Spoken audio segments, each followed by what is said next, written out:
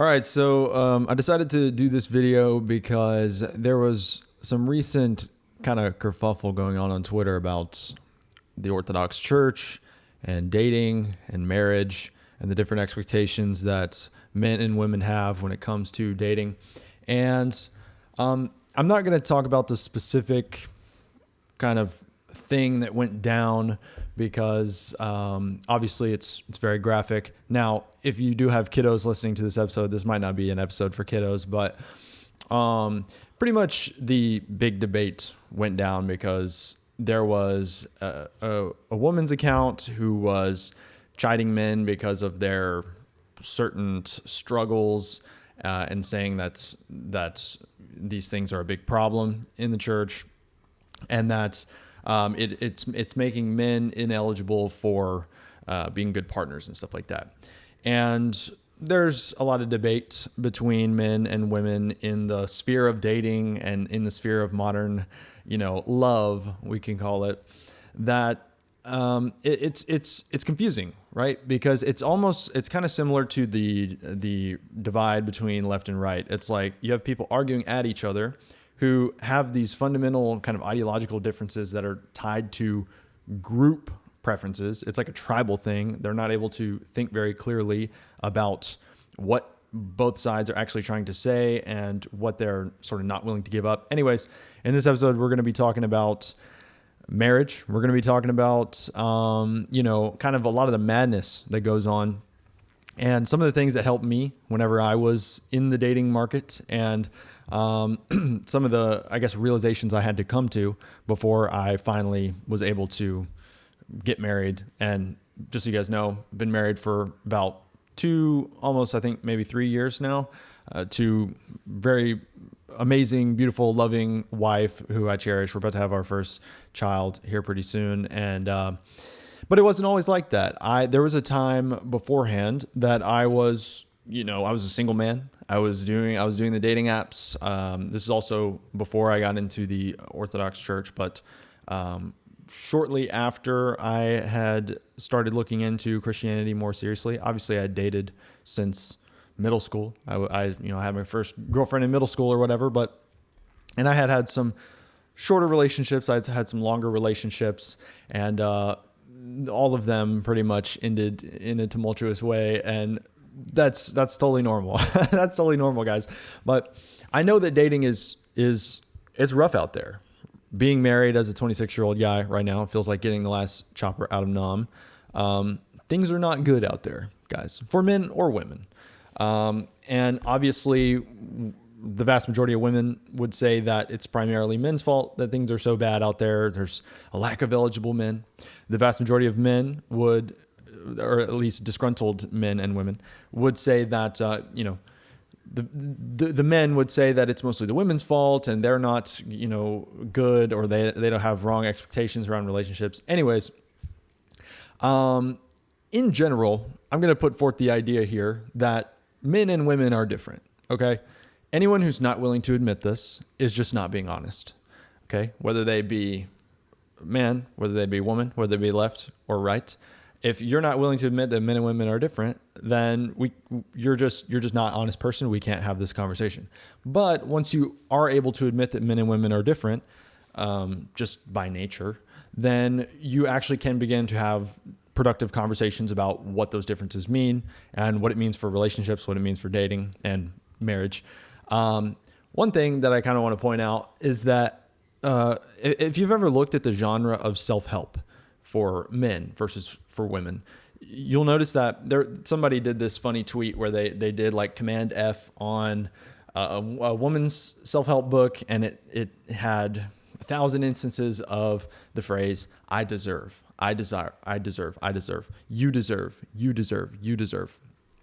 And then they did the same for men's self-help literature, and it continually, they did Command F on I must, and it showed up thousands and thousands of times, because I do think men and women are different in that women have a kind of natural rite of passage into womanhood, into becoming, right? And that is their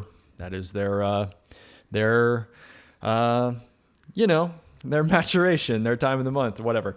But men don't necessarily have that. We have puberty, but also just because you've hit puberty, it doesn't mean you're a man, right? We have fully grown men who do not act like men.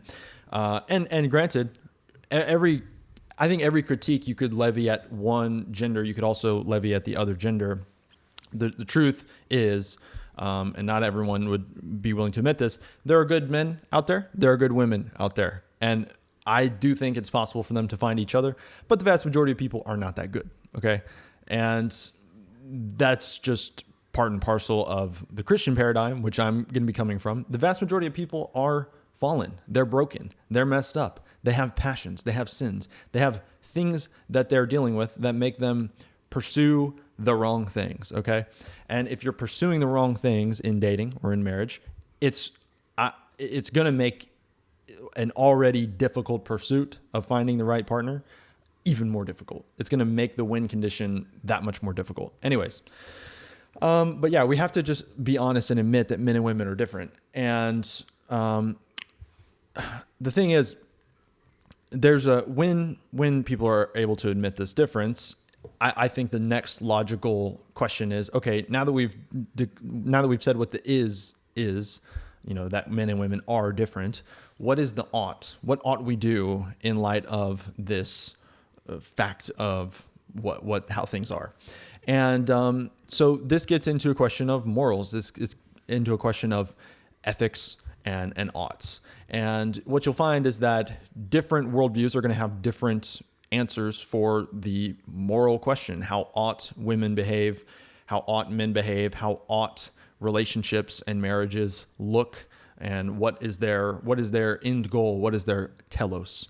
And so all of these things are kind of assumed by each person, but they're not necessarily givens. And so somebody had commented on the recent kind of Twitter kerfuffle and said, my main thought about Orthodox dating discourse, which, by the way, this video got started because of the blow up in the Orthodox dating discourse. What I'm saying here doesn't only apply to Orthodox people. This applies to all people, okay? Because in the Christian worldview, the Christian morality is still expected of other people who are not Christians by God. So God expects all people to operate based on his universal law in our worldview. And so anyways, so what I'm saying is this essentially applies to all people for all time. The main thought about dating discourse is that single men should read St. John Chrysostom's 20th homily on Ephesians. It's addressed to husbands, but single men should understand what's really expected of them in a Christian marriage. And so I'm going to read this passage. It's going to talk about what St. John Chrysostom thought about what is expected of men in marriage. And there's going to be some criticism. There's going to be some pushback because as we're going to see in this next tweet, we're going to have this person, I think he's a pagan maybe, or at least a secular person, non-Christian. He's going to say, well, if men have this expectation put on them, well, what about women? What do women owe men? And I'm going to take the middle road here because I'm not going to say, men, you need to how do they always phrase it? It's like, men, you need to grow up and you need to marry a thought and you need to, suck it up. And it's all about what is expected of you. And women don't owe you anything. That's not true. Actually, the genders owe each other something, and every human being owes every human being something, right? There's no escaping this. There's no sense in which other people owe you, but then you don't owe other people. And so anyways, all that to say, I'm going to read this I'm going to read St. John Chrysostom, and then we're going to kind of talk about the critique of that position, and then we're going to follow up on the critique. So St. John Chrysostom says, husbands, love your wives even as Christ loved the church.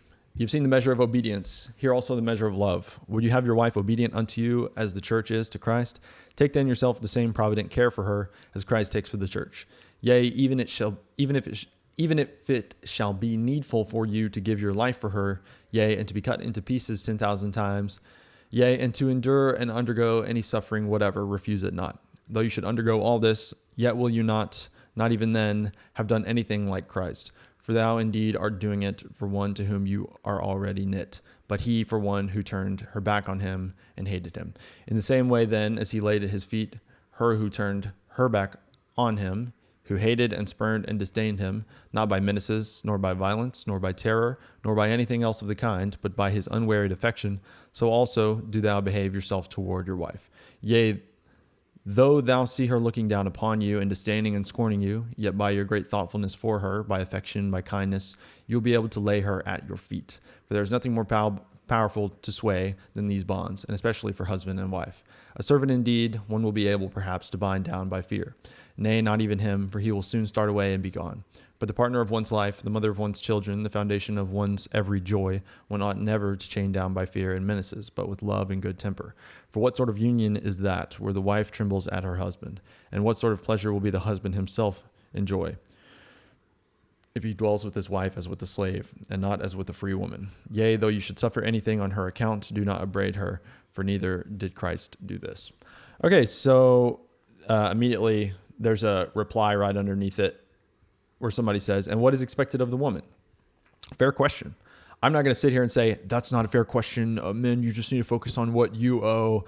Well, we'll get into that. But it's a fair question. What is expected of the woman? And I think there's this assumption by non-Christian persons that there's no expectation on the woman and that there's only an expectation on the man. This guy, he said, men, get cut into 10,000 pieces for your wife. And then the man says, what do I get in return? And then he says, nothing, of course. She's a free woman. She can do what she pleases. How dare you suggest imposing obligations upon her? And he says, oh, okay, no thanks. That's a bad deal.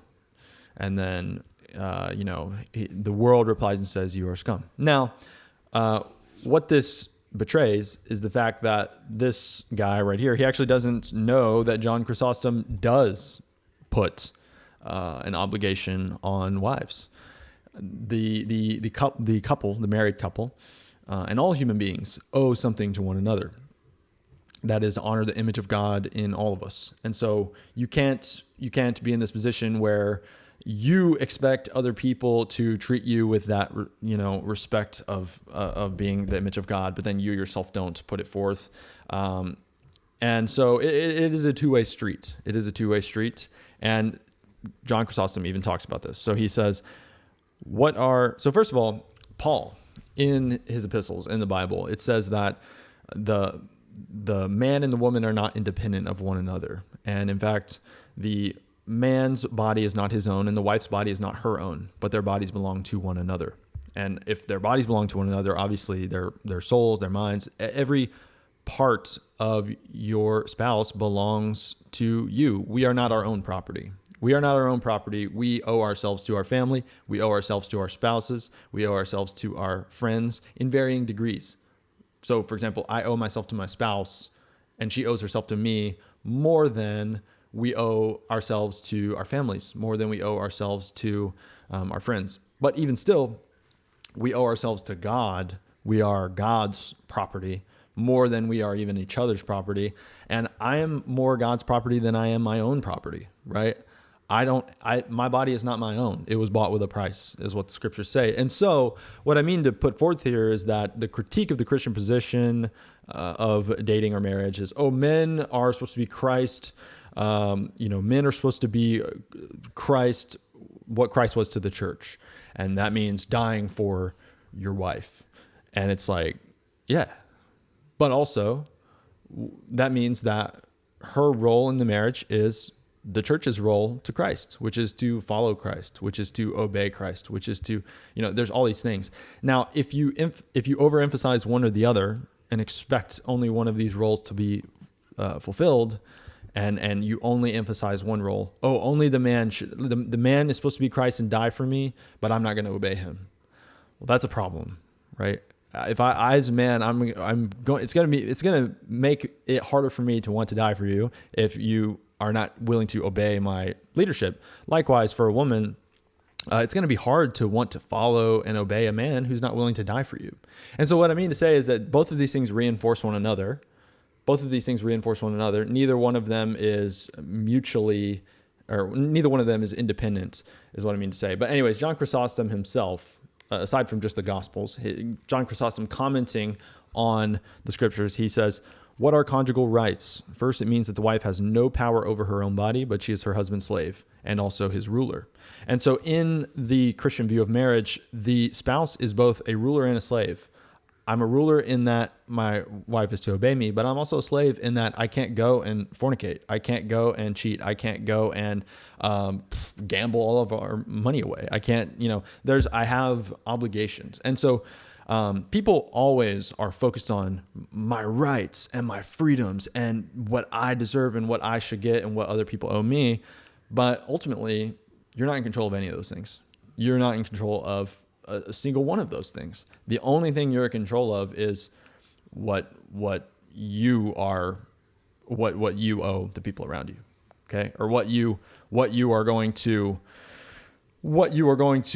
give to the people around you. And that's going to be a continual theme throughout this. And I get that is a maybe sobering thing. It's not sexy. It's not, make me a sandwich, woman, or it's not like the, I guess, Andrew Tate flavor of, you're just this like tyrant or whatever. But, and also too, I think that this understanding that you should focus more on your responsibilities than you should on what other people owe you. I mean, it's the same thing with like communism. The whole thing with communism is like, I'm always focused on what other people owe me, what other people should be providing for me. But when it comes to me actually providing for other people, that's where I kind of get sheepish. That's the problem. Because ultimately you don't have control of other people. Because in here it says, what are you going to do? Rule your wife by fear and then she hates you? I mean, like you see that played out constantly in American marriages. Like I even in past relationships, and we're going to talk a little bit about my dating experience and what eventually led to, I guess, me getting to a point where marriage made sense for me. In my own relationships, I found that like being an asshole and being the sort of guy that, just kind of, I will admit this. I used to flirt with other girls that were not my girlfriend because I thought, if I show her I could leave at any time, then she'll stay in line. But what did that do? It didn't make it. It kind of did that. Like it kind of gave me that effect, but then it just made her want to do like tit for tat. So it doesn't really work to try to keep somebody in subjection, like by fear. It doesn't, it works for a time, but it's not conducive to like a long, happy marriage or a long, happy relationship. And so this guy, he puts forth a good point, which is like, what does the woman owe me? That's a good question. Oh wait, that's a good question. What does the wife owe the husband? What does the husband owe the wife? These are good questions to ask. Not because we're trying to figure out, what am I going to get out of this? But more, what am I going to have to put into this? That's the real question. Again, because you only have control over yourself. Because when Jesus was asked about marriage, it says that the Pharisees came to him, testing him and saying to him, is it lawful for a man to divorce his wife for any reason? And he answered and said to them, have you not read that he who made them at the beginning made them male and female, and said, for this reason a man shall leave his father and mother and be joined to his wife, and the two shall become one flesh? So then they are no longer two but one flesh. Therefore what God has joined together, let not man separate. And so what this says is, Pharisees are up here, they're saying, is it lawful for a man to divorce his wife for any reason? For any reason at all? Just any reason. And what is this? This is no fault divorce. This is, I think it used to be the case that you would have to prove some gross misconduct in order to get a divorce. Now it's so easy. It's so easy to get a divorce. It's like, I just don't like the way they chew their food. I'm out. And me and my wife were talking about this. Like the modern view of marriage is kind of meaningless. Like at least the secular view of marriage is kind of meaningless because the whole concept is, we already have kids together. We've already been sleeping together for years. We already live together. Do you want to be on each other's taxes? That's it. That's the only real difference in marriage. So it's like, what's the point? I risk getting half of my stuff taken away. What's the point of that? And so what I mean to say is that when outside of marriage looks exactly like what's inside of marriage, then there's no real point to marriage. And also, when marriage is seen as just this contract that you make with the state, rather than a vow, a sacred vow you make before God that like you dare not transgress, then it takes on a whole different tone. It takes on a whole different tone. Because the thing is, it's like modern relationships, it's like, hey, I like you, you like me. Let's make this happen. And as long as that's true, then we're in business. It's kind of just like a business venture. Whereas it's like, hey, as soon as you're not giving me as much attention, or you're not looking the same as you did when we were first, together. There's this other person over here that's giving me attention. Maybe I should go see that. There's literally always going to be a new shiny object that you could chase after. And so if there's nothing binding you, if there's nothing sacred binding you, then really it is sort of just a business venture. It's like capitalism. It's like, oh, like this person is, I get this person that's in this tax bracket and we get like this big of a house. Oh, but then there's this other person that's like a little bit higher up than them and I can kind of get to them, which gets into the question of hypergamy. What you see in the modern dating culture when a Christian ethic around relationships and love is de-emphasized is hypergamy. We instantly move back to hypergamy, which neither men or women like, because for the men I don't know if you've ever seen the distribution with like hypergamous societies, but the whole concept of hypergamy is top 10% of men get the bottom 90% of women, the top 90% of women. And I'm just trying to find the graph here. And the bottom 90% of men have to fight over the bottom 10% of women. And so the thing about this is, like, you might say, what's wrong with that? What's wrong with hypergamy? Well, men obviously are dissatisfied because they're like, I'm invisible down here. But then women are also dissatisfied because they're like, we're all having to compete over these top, men. Whereas in Christian societies, in the Christian ethic, men and women are forced to be monogamous, right? And so what you'll find a lot of times is this emphasis on freedom, my freedoms, my rights, what I deserve, what other people owe me. But ultimately that just leads to a scenario where it's like it's like everyone's grabbing for this, whatever they can get. And it's a mad scramble. It's a free for all. It's dog eat dog world.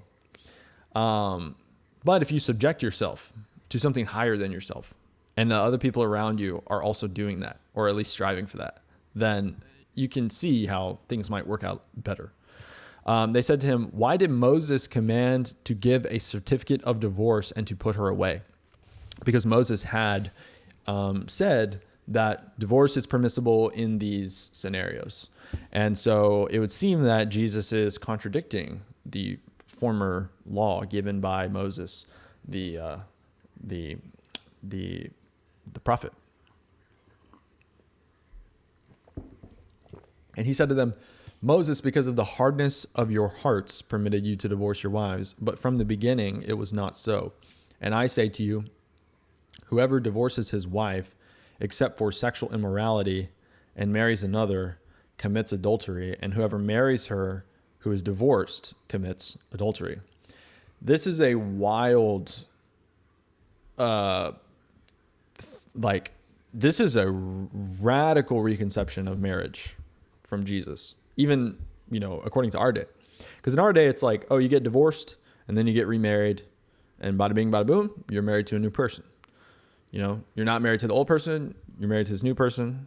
And as long as you're faithful to that person, that's not adultery. Jesus is saying, no, actually, if you wrongfully divorce someone, even if in the eyes of the state you are unmarried, you are still in the eyes of God married to that original person. And in your new marriage, you are an adulterer. And what does it say in the Bible? It says that adulterers will not inherit the kingdom of God. And so this is not meant to create anxiety for the person watching this video, but what it is meant to put forth is that the world's concept of what a relationship is supposed to look like, the world's concept of a successful marriage or, successful relationship or, the goal of dating, it is radically different than what that is in God's eyes. God does not have our worldly idea of marriage, of dating, of love, so-called. Love is a very abused term today. But he said to them, and so what do the disciples say once they figure out how strict God is when it comes to marriage and God's standard for for marriages? His disciples said to him, if such is the case of the man with his wife, it's better not to marry. And that sounds just like our guy here. He said, no thanks, that's a bad deal. And it's like, hey, fair enough. Like, we're putting forth the standard for you of what is expected. And ultimately, like, if you choose not to have that, then okay, you can choose that. But also, again, the alternative is not, okay, I'm not down for monogamy. I'm not down for marriage. I'm going to go do like hypergamy or polygamy, or I'm just going to be like in like a goon cave or something. That's not an option either. You have two options, right? Monasticism or marriage. That's your options. Okay. Celibacy or marriage. And you have to choose one. Anyways, he says, so they say, the disciples pretty much say exactly what this guy said, which is ironic because this guy's not a Christian, but he said, if this is what marriage is, maybe it's better not to marry. Like, maybe that's a bad deal. And Jesus said to them, all cannot accept the saying, but only those to whom it has been given. For there are eunuchs who are born thus from their mother's womb, and there are eunuchs who are made eunuchs by men. And there are eunuchs who have been made themselves eunuchs for the kingdom of heaven's sake. He who is able to accept it, let him accept it. And so, there was a former episode that I did where this Bible scholar, I am really contesting that. I don't think he's a Bible scholar at all. He was saying that the New Testament doesn't put forth any family values or anything like that. And it's like, well, here we go. I mean, what he said was that the New Testament doesn't say anything about family values. It says, you should be a eunuch for the kingdom of heaven. And no, that's not what the Bible's saying at all. If you would read it, you would see that. What you would see is that it's saying being a eunuch is maybe easier in some ways. For some people with certain dispositions, it might be easier. And also it requires, and it's greater. In certain ways, it's more of a challenge, and it's a greater calling. Paul says, he who is not married focuses on how to please God, but he who is married focuses on how to please his wife. And he said, it's better to not be married. That was Paul's words. And Jesus here is saying, look, this is the standard for marriage. This is what you can expect, and this is what you owe if you're to enter a marriage. And if you can't handle that, then yeah, it is better for you to be celibate. And again, celibate does not mean being in a goon cave. Because you can defile yourself with lust. You can defile yourself with what's called the devil's iconography. And I know there's hopefully no kiddos that are listening to this, but you guys can guess what I mean by the devil's iconography. But anyways, John Chrysostom, he actually says, yeah, the wife does owe the man something. The man does owe the wife something. Both of you owe each other something. And the thing is, you really can't expect to get anything in return. But that's honestly just that's the life. That's life. And that is the state of this fallen world where people are fallen. You cannot expect to receive love from other people. If you want there to be more love in the world, you just have to give it. Because you're the only person whose love you're in control of. And you're the only conduit through which more love can enter this world. You are the only conduit through which more love can enter this world. Anyways, and again, I want to emphasize that in the biblical view of marriage, there is hierarchy to authority. And that's a big thing too. And what you'll find is that when there is hierarchy, just because somebody in the hierarchy defects and they leave their post, it doesn't mean that the hierarchy is abolished. It means that everyone else in the hierarchy is still obligated. Like, even if somebody else abandons their post, you're still obligated to fulfill your role. He says, this is John Chrysostom, where there is equal authority, there never is peace, which is not what the modern world tells us. The modern world tells us everyone's equal, and men and women should have the same rights and the same this and that. But is this what is given to us in the scriptures? Is this the word of God? No, it is not. And does this mean that men are tyrants over women, or that they should be? No, it also doesn't mean that. What you'll find in the dating discourse, what you'll find in the modern world, is that they're always going to try to get you to like jump into these dialectics.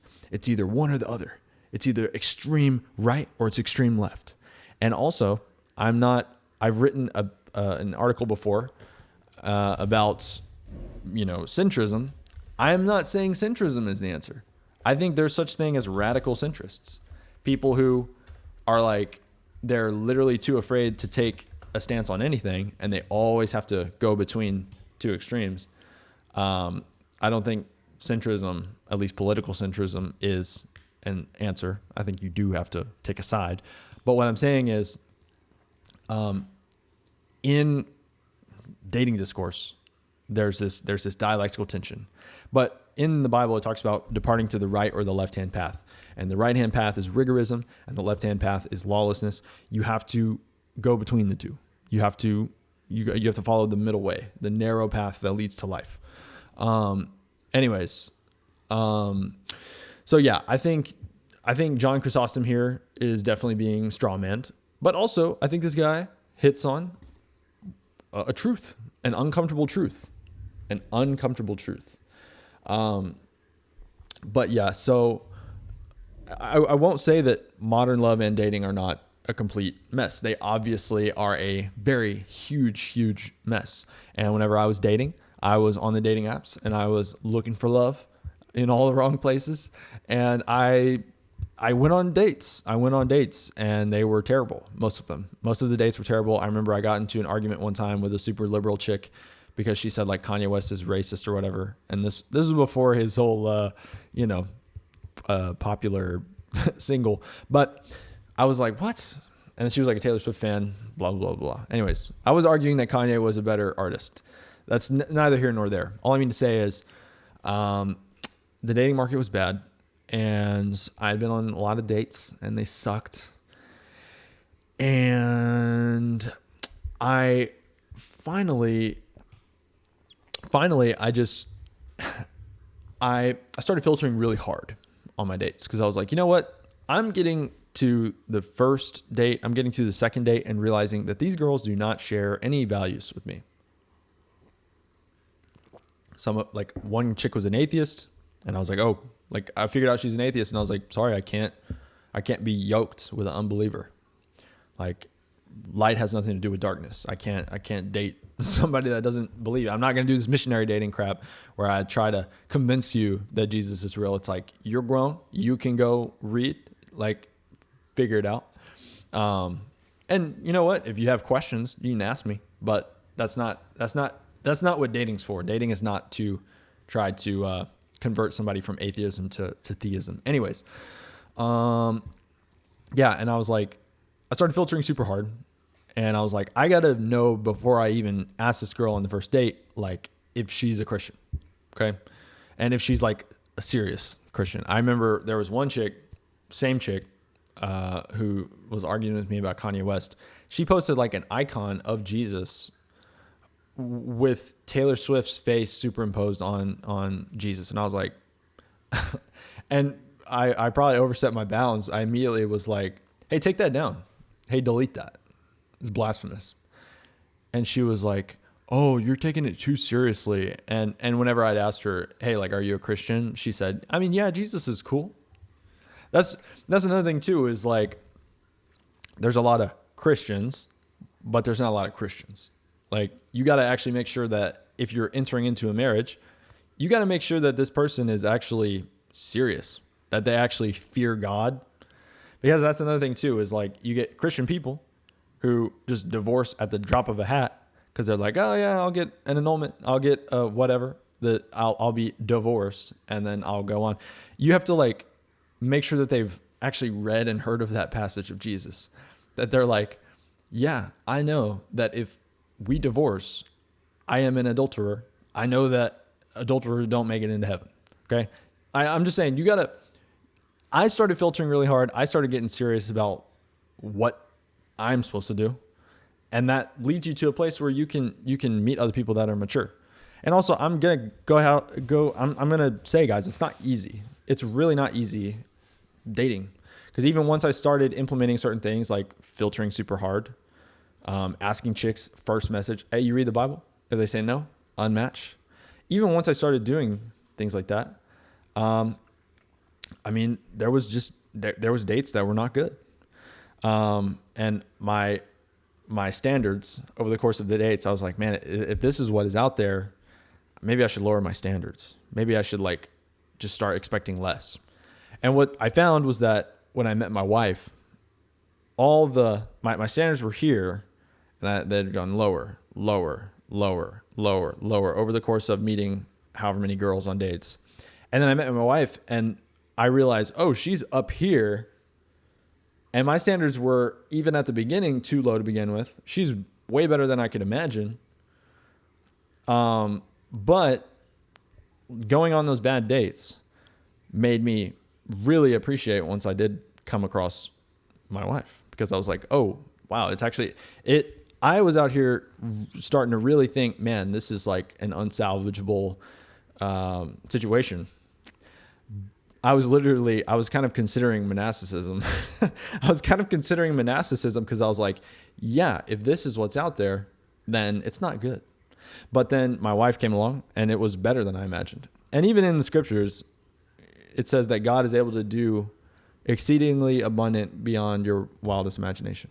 So God is whatever you can imagine, whatever you think the best case scenario is, God's able to do more than that. Okay. So definitely you got to trust God. You got to maybe consider that monasticism is an option. You got to be super deliberate about the people, because if you don't have values going into it, like if you don't filter really hard and you're just like, whatever girl gives me attention, I'll go check it out, then you're going to end up in a situation where you are no longer the one choosing, and you're sort of just like, this is the best choice I had. And like I said, guys, it's not easy. I'm not trying to lecture. I'm just saying what worked for me. But, I got to a point where on dates, I started pretending that I was like stuck with whoever the chick was. I was like, I'm going to, for the duration of this date, pretend like I'm stuck with this woman for life, even though that's not true. At the end of the date, I can walk away. I'm going to pretend like I'm stuck with her and just be like, all right, what now? So I would already pretend on the dates that I was like a husband or whatever. And also, like, another thing is that, like, I got to a point where, because of reading the Gospels, I was like, oh, okay, like, sex is only between a husband and a wife.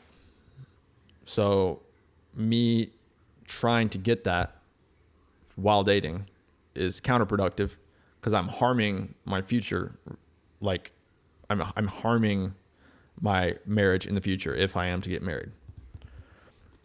So, and once you give off that energy of like, there's genuinely nothing I need from you. I'm here to give, and I don't need anything from you. I don't need that. That's powerful, because now, like, think about how something like sex is wielded by men and women. Think about how it's wielded in the modern day. If that has no power over you, like if sexual desire does not have power over you, you have you have very clear decision making. And also the win condition for dates, it becomes totally dependent on yourself. It doesn't become dependent on their attraction to you. It doesn't depend, like the win condition in the case of the date was me being like, I'm just gonna have a good time myself. and I'm gonna use this date as practice for the next date. Practice for, when I find a chick that's like an actual good match. And when that's the mindset, it does become significantly easier to just not care about the outcome. But anyways, what else? I feel like I'm kind of getting off topic here. Guys, mainly what I want to say is just that in the secular world, in the secular worldview, you can always say what is. Men and women are like this. Dating is like this. You can never say what it ought to be. You can never get an ought from an is. You can only describe the way things are. And you can say how you would like things to be. But if you have no justification for that, then it's just subjective. And whenever every single person is kind of going based on their subjective preference, that's how you end up with hypergamy. That's how you end up with the modern dating situation, because everyone's thinking about what's the best ROI I can get, what do other people owe me, and what's the most I can get for the least amount of, And so what I mean to say is, in a Christian worldview where the moral injunctions are from God, they're from a person or persons higher than yourself, and the question is continually, what do I owe others, not what do others owe me, then it actually does, it kind of makes things easier in some ways. It also makes things harder in some ways, because you actually have responsibilities now.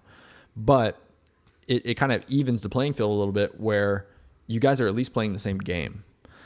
And I want to read also from John Chrysostom. He has a homily called How to Choose a Wife. He says, if we try to do something without God, even if it all seems smooth and easy, we find crevices, cliffs, and innumerable setbacks in our way. Conversely, if God is present and assisting us, even if the undertaking is the most difficult of all, like finding a wife, everything becomes smooth and easy. Let us therefore neither do nor say anything before we call upon God and beseech him to assist with everything that we have in hand. And just, I guess what I'll leave off by saying is that there is a fear, a very understandable fear in dating, and in marriage, and just in life, which is the fear of being unfairly treated, the fear of giving and not receiving. That if we give love, that love will not be returned to us, and that will just be some sort of a chump, right? And there's a question of, what am I guaranteed to get in return? But the answer is nothing. There's nothing in this life that you're guaranteed to receive by anyone other than death and taxes, right? But if we're in a situation where every single person is waiting to receive love before they give it, it will never come. Please comment below. Have a great day.